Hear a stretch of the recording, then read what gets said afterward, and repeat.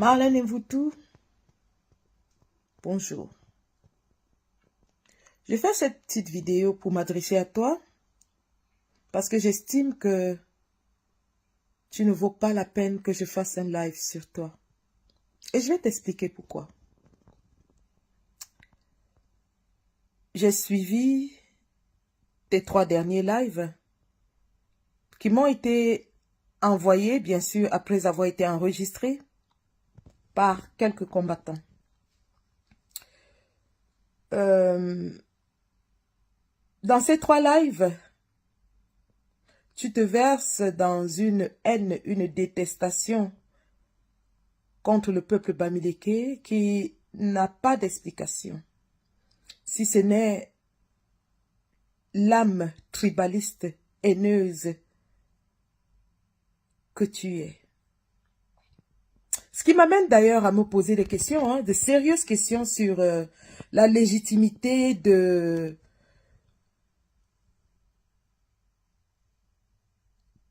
ta projection en tant que femme intellectuelle. Marlène Mvoutou, à ce qui me paraît, tu serais mariée à un Caucasien.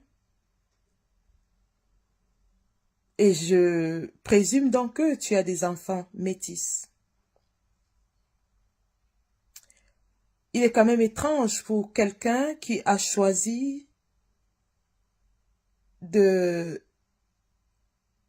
au-delà des frontières de son pays pour trouver un compagnon, de vouloir diviser et cantonner les Camerounais dans leur propre région. Je sais que tu répètes à qui veut l'entendre que tu es docteur. Donc j'imagine que tu as fait un tout petit peu de science. Je ne suis pas docteur, mais je suis scientifique, bachelor en sciences. Et je vais t'expliquer un tout petit peu le principe de la génétique. La génétique, c'est cette science-là qui s'intéresse à la survie de la race humaine. Et cette génétique prouve que la survie de la race humaine dépend presque entièrement sur le brassage des gènes. C'est pour cela que comme toi, tu as des enfants métis, tu sais qu'on dit très souvent que les métis sont très beaux. Les métis ont très peu de maladies rares, les maladies génétiques. Et lorsque je parle de ces maladies, je te parle en tant que endocrinologue.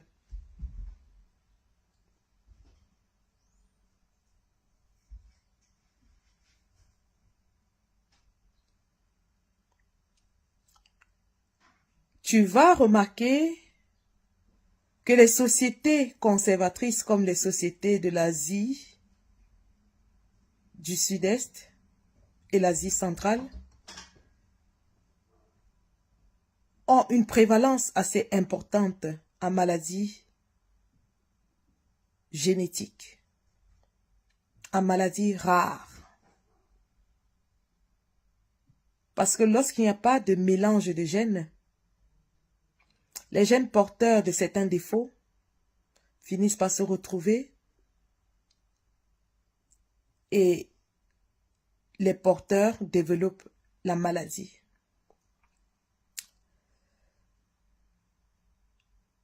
Marlène Mvoutou, à l'heure où le monde s'ouvre, tu veux ramener les Camerounais à un fonctionnement primaire et grégaire. Avec ton discours de chacun chez soi. Dernièrement, tu as dit aux supporters de Samuel Eto'o que tu ne pouvais rien chercher chez les Bassa, que tu étais du Djaïlobo et que tu aurais un poste au Djaïlobo. Tu es de ceux-là qui prônent le Camerounais de rester cantonné à son aire géographique d'origine. Et pourtant, toi-même, tu vis hors du Cameroun avec un nom camerounais. En ce moment où la France veut justement faire un repli identitaire et qui a la montée de l'extrême droite, toi, plus que quelqu'un d'autre qui te tague d'avoir un certain niveau intellectuel, devrait savoir que cela est dangereux, non seulement pour toi, mais pour tes enfants. Alors, si tu veux prôner la mixité en France, parce que tes enfants sont mixtes, et si tu prends pour exemple Kylian Mbappé, qui est aussi un enfant mixte et qui prône la mixité, comment peux-tu vouloir qu'au Cameroun, chaque Camerounais soit cantonné à sa région d'origine? D'ailleurs, tu es allé plus loin. Tu as même comparé le peuple bamiléké au peuple juif qui avait été exterminé. Et en filigrane, tu as appelé à l'extermination du peuple bamiléké que tu estimes être le problème du Cameroun.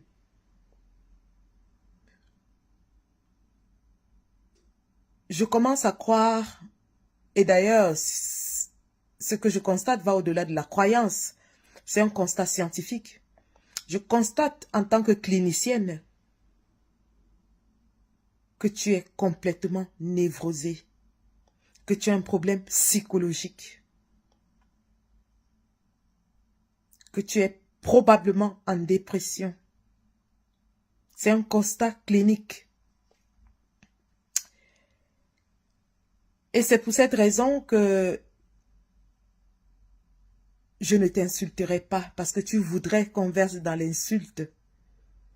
Tu l'as toujours cherché, tu l'as voulu, tu joues sur les émotions. Tu sais que la fibre tribale, elle est sensible. Et tu joues là-dessus parce que tu espères qu'en poussant dans l'injure, des Camerounais te répondront de manière violente pour justifier justement ta haine, l'aigreur qui t'anime. Malin et vous tous, nous sommes plus futés que cela. Et comme tu peux le constater, je ne t'ai jamais insulté, je ne t'insulterai jamais. Je te prendrai argument contre argument.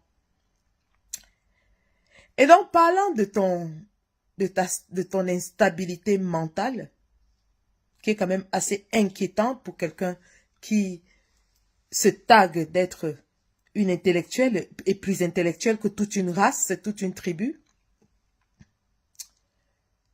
Marlène, je me pose des questions sur l'authenticité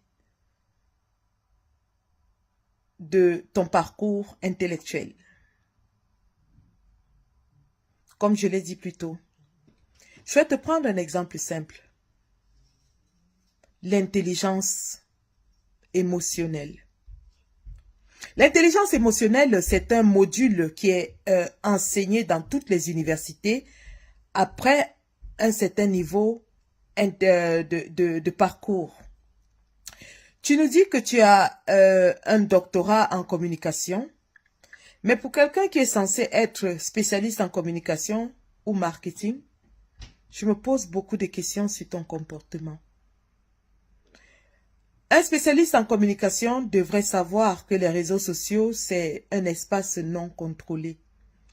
C'est un espace où lorsqu'on s'affiche, on se met volontairement ou involontairement sous l'œil public et on est sujet à des attaques qui peuvent être très très violentes. D'ailleurs, tu es de ceux-là qui attaquent violemment tes adversaires. Donc, je suis très surprise lorsque je te vois t'émietter, te désintégrer et t'écrouler sous un petit poste qui s'adresse à toi. Toi qui m'as insulté moi-même jusqu'à mon intimité, jusqu'à me traiter de dévergondé. Tu vois, je suis debout depuis 7 ans. Et pour moi, c'est pas que des insultes.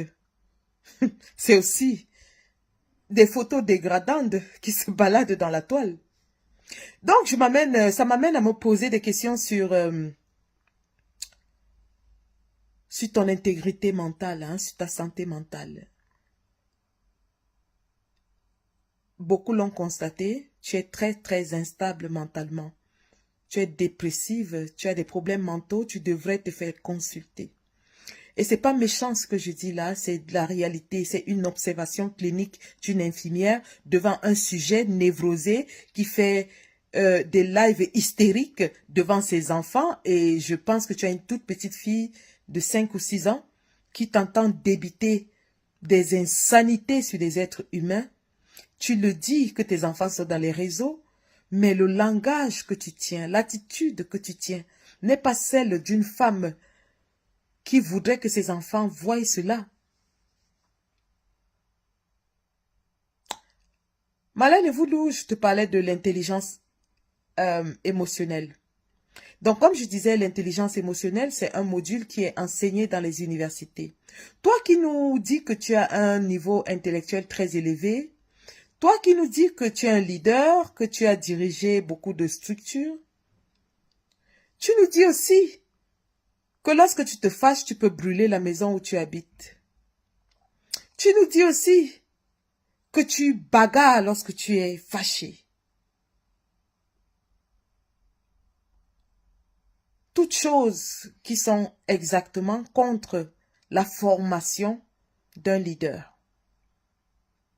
L'intelligence émotionnelle, c'est apprendre à se connaître, à connaître l'autre, à se maîtriser, mais aussi à maîtriser les situations.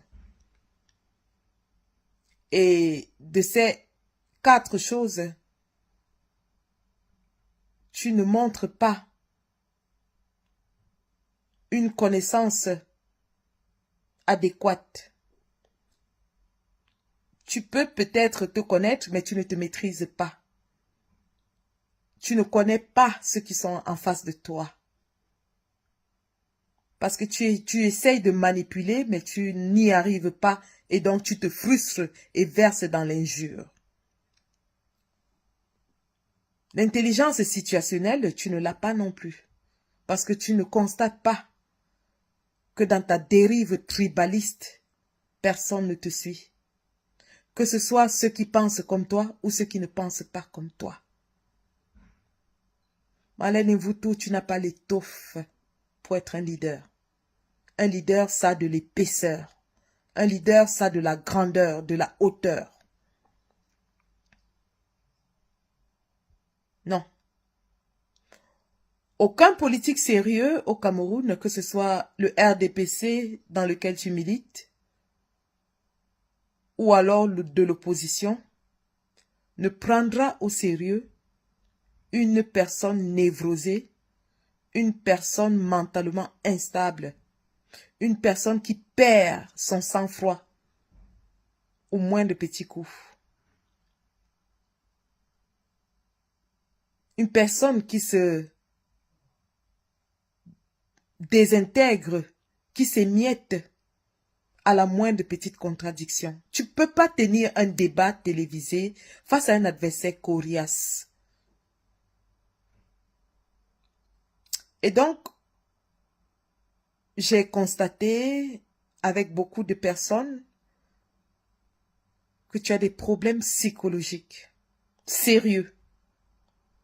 Je te conseille donc en tant que grande sœur d'aller te faire consulter, d'aller te faire soigner. Je ne t'attaquerai pas, je ne t'insulterai pas. D'ailleurs, pour t'aider, je demanderai à tous ceux qui pensent comme moi, tous ceux qui sont pour le changement, et même tous ceux qui t'apprécient et se soucient de toi, de quitter ta page, de te donner ce temps d'aller te soigner. Je les invite à te donner du répit. Donc, si vous êtes des combattants, désabonnez-vous de la page de Malène Mvutu parce qu'elle ne va pas bien.